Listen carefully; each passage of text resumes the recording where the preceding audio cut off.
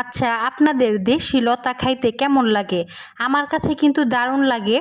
দেশি লতা কিন্তু আমার কাছে খুবই ভালো লাগে চিংড়ি মাছ দিয়ে। তো অনেক সময় দেখা যায় এই দেশি লতাগুলা আসলে পাওয়া যায় না। আমি আসলে এই দেশি লতাগুলা নিয়ে আসছি আমাদের এলাকার এক আন্টির কাছ থেকে। তো ওনাদের বাসার পাশে আসলে এরকম লতা হয়ে থাকে আরকি। তো এই লতাগুলা কিন্তু ওনারা চাষ করে নাই, এমনিতেই হয়ে থাকে। তো ওনাদের বাসার পাশে একটা ক্ষেত আছে।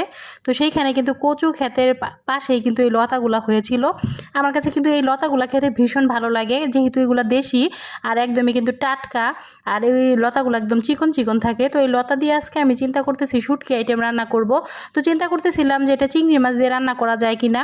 তো পরবর্তীতে দেখলাম যে চিংড়ি মাছ ঘরে নাই, তো শুটকি আছে, তো শুটকি দিয়ে রান্নাটা করে ফেলি। তো হ্যালো এভরিওয়ান, আসসালামু আলাইকুম। যে যেখান থেকে আমার ভিডিওটি দেখছেন আশা করি আপনারা অনেক ভালো আছেন।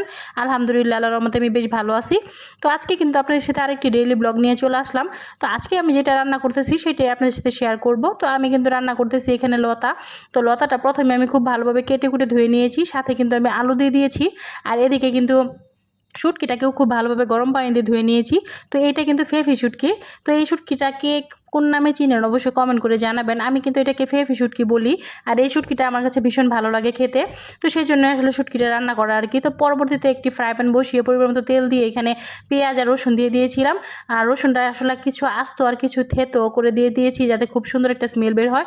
যেহেতু শুটকি আইটেম সেই জন্য একটু রসুন বেশি লাগে।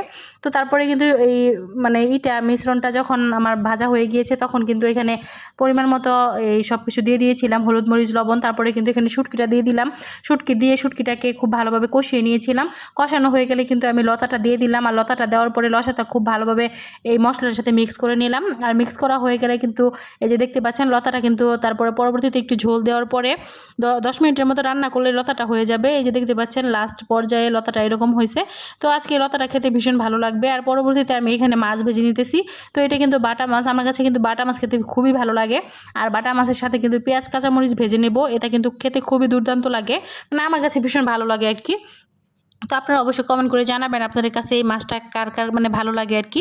আমার কাছে তো ভালো লাগে, সেই জন্য আপনাদের সাথে শেয়ার করলাম। তো আজকের ভিডিওটি কেমন লাগলো অবশ্যই কমেন্ট করে জানাবেন। আর আজকের মতো এই পর্যন্তই। সবাই ভালো থাকবেন, সুস্থ থাকবেন। আল্লাহ হাফেজ।